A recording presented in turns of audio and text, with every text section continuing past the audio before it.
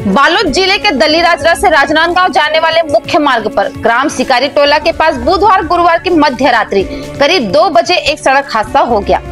नारायणपुर से रायपुर जा रही एक बाराती बस शिकारी टोला के पास अनियंत्रित होकर पलट गई। हादसे के समय बस में कुल 45 लोग सवार थे। इस दुर्घटना में 5 यात्रियों को हल्की चोटें आई हैं, जिन्हें तत्काल 108 एम्बुलेंस की मदद से जिला अस्पताल पहुंचाया गया। प्राथमिक उपचार के बाद घायलों को छुट्टी दे दी गई है। हादसे के बाद बस का ड्राइवर और कंडक्टर मौके से फरार हो गए थे, लेकिन सुबह स्वयं थाने पहुंच गए। पुलिस ने दोनों से पूछताछ की है। दल्लीराजरा थाना प्रभारी टीएस पट्टावी ने जानकारी दी कि हादसे की शिकार बस बस्तर ट्रेवल्स की है। प्रारंभिक जांच में सामने आया कि ड्राइवर को नींद की झपकी आने के कारण बस अनियंत्रित होकर पलट गई।